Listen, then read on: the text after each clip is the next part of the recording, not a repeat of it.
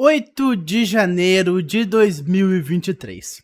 Uma data que foi revivida recentemente, com toda a esquerda dizendo que a democracia venceu, porque recentemente tivemos 8 de janeiro de 2024, fazendo exatamente um ano daqueles atos de vandalismo ao plenário, ao STF e a todo lugar, onde, de acordo com Alexandre de Moraes, o plano era pegar ele e fazer como nos filmes de faroeste, ou como se faziam algumas centenas de anos atrás, no enforcando publicamente numa praça. Bom, se isso ia acontecer ou não, nós nunca vamos saber. Mas nesse vídeo, Nicolas Ferreira comentou sobre um assunto que não foi tocado. O fato do Clezão. O indivíduo que estava presente lá foi preso injustamente, já que ele não estava presente nos atos de vandalismo, estava presente no local vandalizado, mas não fez parte dos atos de vandalismo, que infelizmente perdeu sua vida por conta da irresponsabilidade do Supremo Tribunal Federal, ignorando o fato de que o mesmo tinha problemas clínicos, não deveria estar na prisão porque precisava de acompanhamento médico diário. Um fato que é relativamente comum. Muitos presos não ficam na prisão por conta de problemas médicos, é um fato bem comum até. Mas por conta dele não ter feito a letra do amor, por conta dele não ser um ávido apoiador de vocês sabem quem, que ele é como o Lord Voldemort, você não pode falar o nome dele. Ele foi ignorado, o seu quadro clínico foi ignorado, o seu problema de saúde foi devidamente ignorado. Vamos ver agora o que disse Nicolas Ferreira e também trouxe inúmeros outros fatos sobre o 8 de janeiro. Coisa que você não vai ver em lugar nenhum. Então já deixa o seu like e se inscreve no canal para ficar sempre atualizado sobre os assuntos do nosso Brasil. Agora vamos ao vídeo. 8 de janeiro de 2023. Tudo o que eles não querem que você saiba. Parcialidade nas prisões, excessos, desproporcionalidade da pena, omissão do governo federal e, por fim, sentenças de morte. Um efeito dominó de erros intencionais que sentenciaram centenas de famílias à inexistência. A partir de hoje, dia 8 de janeiro de 2024, você vai descobrir na série 8 de janeiro toda a face oculta das prisões. Mentiras e sujeiras do governo silenciadas pela grande mídia e pela própria justiça, que levantou o tapete, pegou a vassoura e varreu para debaixo toda e qualquer dignidade humana.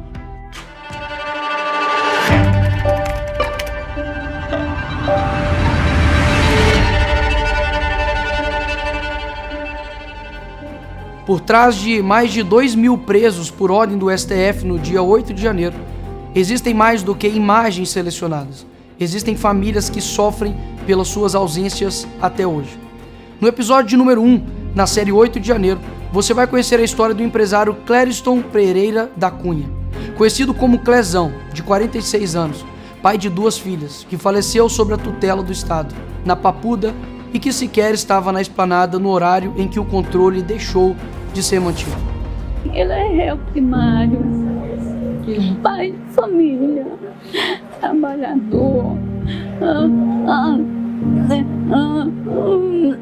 Ele tinha problema de coração, pressão alta. Ele passou mal várias vezes lá, viu? Meu esposo morreu de uma forma injusta.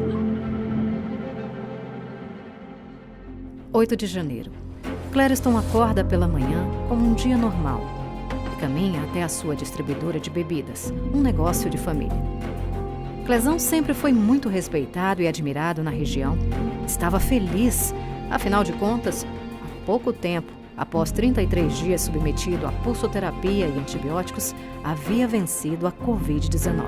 Fato que o deixou com algumas sequelas e com a necessidade de acompanhamento médico. Sua distribuidora era o lugar onde tirava grande parte do seu sustento. Não foi à toa que no domingo, dia 8 de janeiro, até às 16 da tarde, ainda estava por lá, trabalhando. Prova disso, o circuito interno de segurança da própria distribuidora. A minha pergunta para você é: Será que realmente o Clezão era um vândalo, golpista, terrorista, como até então o ministro da Justiça Flávio Dino acusava? Não. O Clezão era um brasileiro como qualquer outro que acreditava em um Brasil com suas cores pintadas de verde e amarelo, ainda vivas e reluzentes. No momento em que foi preso, Clezão havia entrado no Senado para se abrigar, enquanto a ação policial usava gás de pimenta e tiros de bala de borracha, uma medida de segurança. De trabalhador a réu, o jogo virou em questão de segundos. Os últimos passos de Clériston Pereira da Cunha, em liberdade, se tornaram em passos que o levariam para a prisão em um piscar de olhos. Clezão foi criado e educado para viver do seu próprio suor. Era trabalhador e casado há mais de 25 anos com Jane Duarte. Mas agora, o inimigo foi selecionado sem argumentos, sem razão. É revoltante saber que um pai de família, réu primário, não tem antecedentes criminais, ficar 10 meses preso numa cadeia sem ter cometido crime, estado, sem ter roubado, tomando medicamento com comorbidade e não ser visto. Ele estava lá em paz. Ele estava lá não quebrando. Ele jamais iria fazer isso. Jamais. Clezão estava preso sem provas, sem voz, sem chance. E não sou eu que estou dizendo, mas o próprio representante do Ministério Público Federal. A Procuradoria-Geral da República, aquela que tem como função constitucional de representar e fiscalizar os interesses da União, descartou o flagrante, recomendando ainda que o processo fosse respondido em liberdade. Afinal de contas, Clériston não apresentava risco nenhum à sociedade e nem muito menos representava qualquer possibilidade de tumultos nas investigações. O fato é, enquanto tudo acontecia, o ex-secretário de Segurança Pública do Distrito Federal, Anderson Torres, estava sendo solto, ainda com o uso de uma tornozeleira eletrônica. Se o Anderson havia sido solto de maneira acertada, por qual motivo Clériston, sem provas e que alguns momentos atrás estava em sua distribuidora trabalhando, não seria? E aqui estão 3 pontos. Ponto número 1. Exceder não é fazer justiça. 3 laudos médicos foram apresentados à justiça mostrando que Clezão sofria de problemas cardíacos. Ponto de número 2. Omissão mata. Clezão foi sentenciado à morte diante da omissão do próprio Supremo Tribunal Federal, quando não atendeu à recomendação da Procuradoria-Geral da República, a PGR, para que tão somente respondesse o processo em liberdade. A minha conclusão, ponto de número 3. O crime contra a democracia realmente aconteceu, mas acredite, também foi cometido pela justiça brasileira. Um dos parênteses mais importantes em tudo isso é a individualização de penas, um princípio do Código de Processo Penal brasileiro, está sendo devidamente ignorado. Olhe para esses 2 processos de outros réus. Cerca de 93% do conteúdo do processo é igual. Onde estão as vozes que deveriam realmente estar ecoando pelo Estado Democrático de Direito? Não há músicas, posts, cancelamentos e nem uma mensagem em letras pequenas nos rodapés dos jornais. Seria esse um 4º ponto?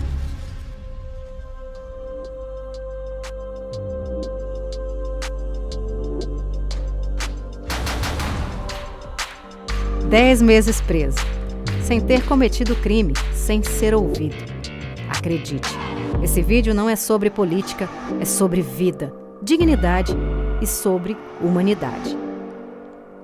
Dia 20 de novembro, por volta das 10 da manhã, um ataque fulminante. Clezão estava pela bandeira, pela ordem e pelo progresso, pela paz, e assim se foi em paz. Uma dor que não se resolve com dipirona. Um ataque final contra a família, contra os sonhos, contra um brasileiro comum. Direitos humanos não vimos e sequer realmente ouvimos. Algum esclarecimento do que realmente aconteceu? Haverão responsabilizados pela morte de um pai de família? Um brasileiro se foi. Quem será o culpado? Por que o silêncio? O problema nunca foi o que acontece, mas com quem acontece. Se os 9 medicamentos que o Clériston precisava tomar por dia e assim mantê-lo vivo foram também ignorados, a memória de um homem comum, trabalhador, honesto, pai de família e construtor de um futuro melhor, há de mantê-lo vivo. O sonho dele era ver as filhas formadas. Clériston Pereira da Cunha, um inimigo selecionado.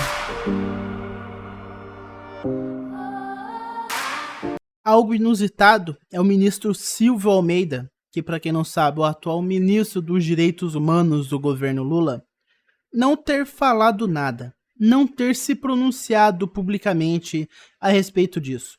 Como muito bem disse Nicolas Ferreira em seu vídeo, Clériston não tinha condições de ficar preso, não tinha condições de saúde para ficar preso por conta de como, novamente, foi dito durante o vídeo, Covid-19.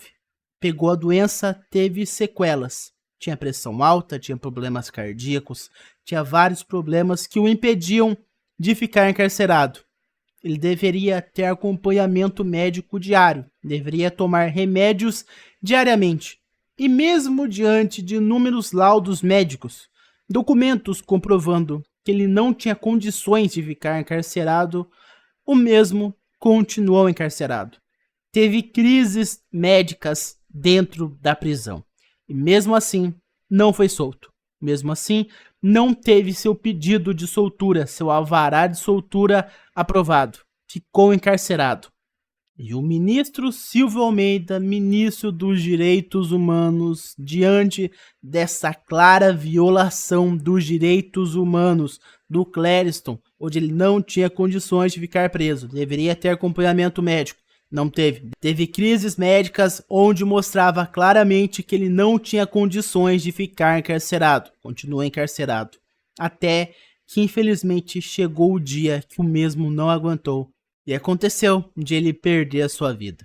E o ministro Silvio Almeida, ministro dos Direitos Humanos, ficou calado diante essa clara violação dos direitos humanos.